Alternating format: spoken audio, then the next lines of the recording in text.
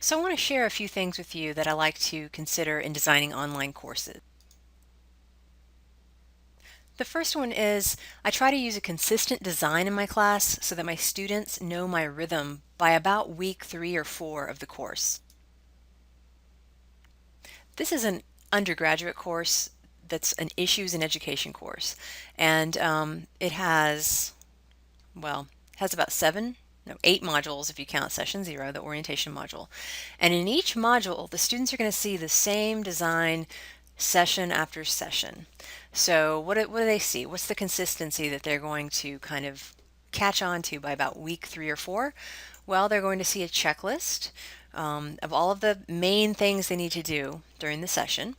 They're going to have a welcome page that contains a welcome video and other reminders. They're going to have the session 3 activities. So what are they doing this session?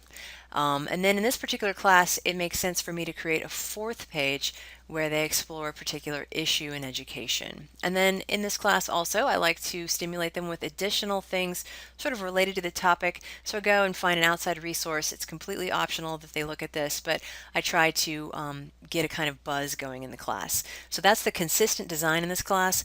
And of course, during weeks 1 and 2, and maybe even 3, some of them are completely overwhelmed, have never taken an online class, but really, again, by week 3 or 4, they've got it because it's the same thing every time, just different materials inside.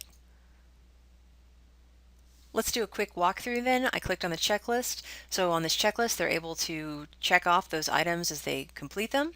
CourseDin saves what they've done so they know they have it sort of written in CourseDin. I think it's important that students are able to write inside of CourseDin. All right, so on the welcome page, I always make a fresh video. I'll talk about that a little bit in a minute to kind of keep a current kind of pulse. I also provide a YouTube link to it in case it's not displaying.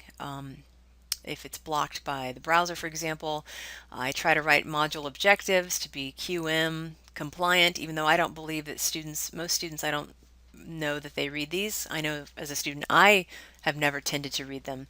I find them off-putting. I'll talk about talking in second person in just a second. And the other thing I like to provide in the welcome page is their course plan. It's a big picture view of what's due when in this course. So I always encourage them to think big picture. What are the big items they need to do? On their activities page, I provide all of the things they need to be doing, including Dropboxes and discussion boards. I link to those inside of this page. And then again, I have an issues page where they can dig deeper into the particular issue in this course. And like I said earlier, this is my outside link. It's sort of extra flair for the class. So again, that's the consistent design they're going to see.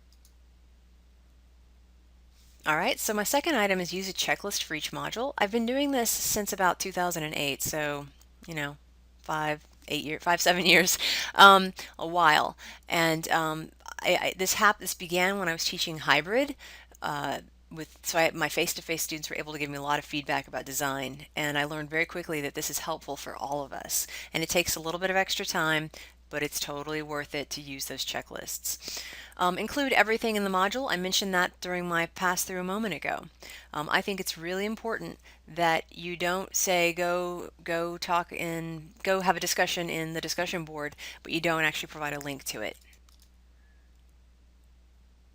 However, if you decide that it's not your job to provide a link, if you decide that it's okay for them to actually go to Dropbox or go to discussion or go to quizzes, that's fine if that's part of your consistent design. So this is possibly just this is probably just a preference on my part, but let me give you a quick example. Here on the activities page of this module, one of the things they have to do is complete the ethics project, and I link to that Dropbox here. And I do it as it opens as a separate tab or window. So when they click it, it takes them to that Dropbox. Right now I'm not authorized because the deadline has passed, and because this is from a course from the spring, but it would open into the Dropbox for them.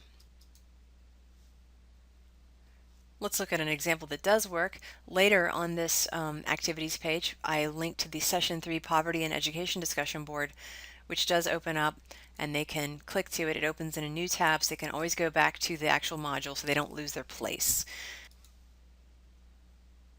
Quickly, I think you should use clear titles and instructions.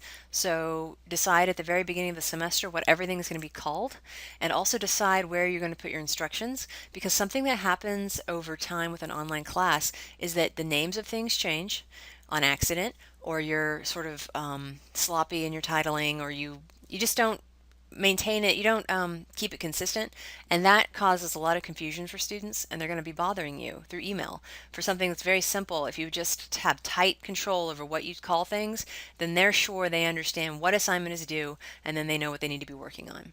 The other thing is instructions. Sometimes faculty they'll put one set of instructions in the syllabus. Then they'll put the instructions like on the activities page that I showed you. Then they'll put another bunch of instructions inside the Dropbox. It's okay to, I guess, repeat your instructions everywhere, but just make sure they stay consistent. And if you can't keep them consistent, then make a decision. I'm only going to put my instructions in the Dropbox. I'm only going to put them in the discussion board, or I'm only going to put them on my activities page. And then everywhere else, my allusion to those instructions is going to be brief and not very detailed, and I'm going to tell them to go to that spot where the actual instructions are located. My next tip is keep pages short, but really I wanted to say it in sort of the negative, which is don't make pages too long.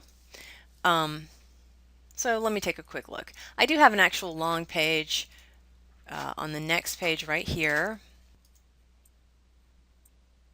All right, so I just had a visitor. I apologize for the interruption.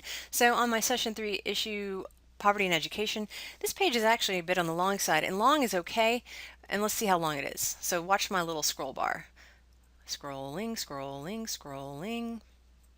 All right, so that's pretty long, and that's good. It's got a lot of good content on it. It's got a lot of good links. It's got some good visuals.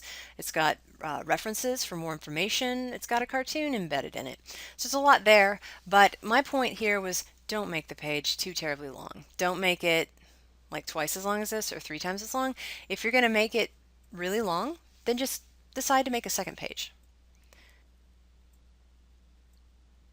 And that's not about dumbing things down. That's about making websites navigable for people that have to read off of them. They're more navigable if you kind of keep them to a manageable length. So kind of think about web pages you've been on that have been too long, or that don't have navigational cues. Like a Wikipedia page can be very, very long, but they're easy to navigate. They've got a table of contents at the top with anchored links throughout the page. So, there's exceptions where long pages actually work. So think about that, and consider breaking your pages into 2 pages if they get too long. My next item is be there with your students, and I mean a couple things by this. I kind of jammed a couple things into that. One is a thing that I like to do every semester. So you kind of understand my design a little bit because I've shown it to you, and it's very similar across all my online classes. But like this class was delivered in spring of 2015, and here you can see I made a welcome video that spring of 2015. And I think it's really important, at least for me.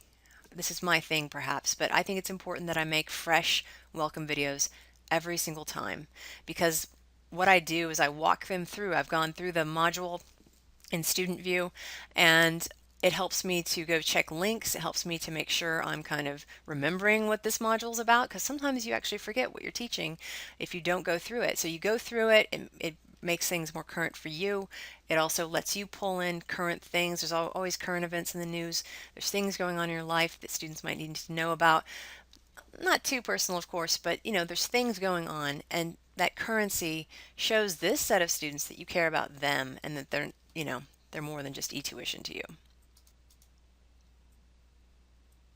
The other thing that I consider being there with your students is something I see a lot in online classes, is that faculty will, and I don't have a good visual for this because I don't design this way, and I have done it before. I've done it before, but I know it's not ideal. But faculty will, in their module, they will just put like, let me see if I can come up with a visual for you really quickly. All right, so I've kind of created a visual. So a module might consist of a PDF with some instructions for a project. Maybe they'll throw in an example project. Maybe it's a hyperlink to something. And then there'll be a discussion board that has some instructions in it. And then there will be a Dropbox. Maybe that Dropbox pertains to the PDF. Maybe it's got separate instructions. I don't know. But they'll just dump these things in here without couching them in teacherness. Like, I call it doing the goo. The teacher has to do the teacher goo, and you've got to hold your student's hand. And I don't mean that in a K through 12 baby your students kind of way, but you need to be there with them. You need to explain to them, like, okay, here's what we're going to do in this module. Let me take the time to make a video for you. Here's some things you need to remember. Here are the module level objectives. Here's a checklist. And so I think you need to hold your hands with your student a little bit. You need to be there with them, be present. And so you need to take the time to create these HTML pages where you actually do some text authoring. Don't just dump PDFs and links into a module and expect a student to have to put it all together, unless the learning management system is like an online companion to a face-to-face class. If it's an online companion to a face-to-face class, that's totally fine, and this becomes a content repository. But if this is a fully online class or more than half online, you really need to kind of pull out your technical writer inside of you and do some good technical writing, do some good hyperlinking to things, and take the time to be there with them so that they understand. And that takes me to my next point. I'm going to skip this second one here. Always remind why. So when you are having them do assignments, try to always remind them why they're doing this.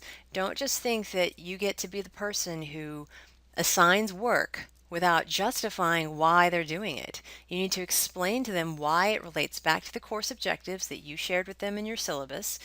And so that they're sort of motivated. They're like, okay, I'm taking this class for whatever reason I'm taking it, whether it's to get certified or it's to improve myself in some way or to learn something. So you want to tie it back to those course objectives, because you're not like this assignment assigning God who gets to just decide what they do without explaining why. So you need to explain why, because it helps motivate them and it helps them to understand that you are a legitimate designer who's actually been thoughtful about why they're doing these assignments. You don't have to dwell on it, but you need to at least jot something that lets them know that you were thoughtful about why they're doing this. The other thing is I like to use second person with my students. Sometimes sort of teacher writing, like the writing of objectives, is kind of cold and it's in third person. It's not really accessible to most people. That's why I don't actually like reading objectives, is because I find them off-putting. So I encourage you in your technical writing, when you're explaining things, you're telling them what to do, use a friendly kind of second person. And fortunately, in English, we don't have to worry about a formal versus informal second person. We can just use it, and it's still very formal if we want it to be. And finally, all of this takes a lot of time. I know that, and sometimes I think I take too much time. I get a little obsessive. I'm not trying to make you obsessive like I am, but you do need to take the time, and there's a benefit to that, because the better your online design gets, the less time you actually have to take in the future. Even though you are coming back in, maybe you decide you want to make current videos every semester for your students. Yes, that takes time. But when you have a framework of good design in your course, then that time on task, come on, your classes need to take some time every week, right? You have that much time. You have a few hours at least to go make updates to things. That's not a problem. But when your course is poorly designed, it's going to take more time just trying to clarify things and explain to students what they should be doing. And really, if you make that investment of time in good design, then it actually will end up saving you time. All right, thanks.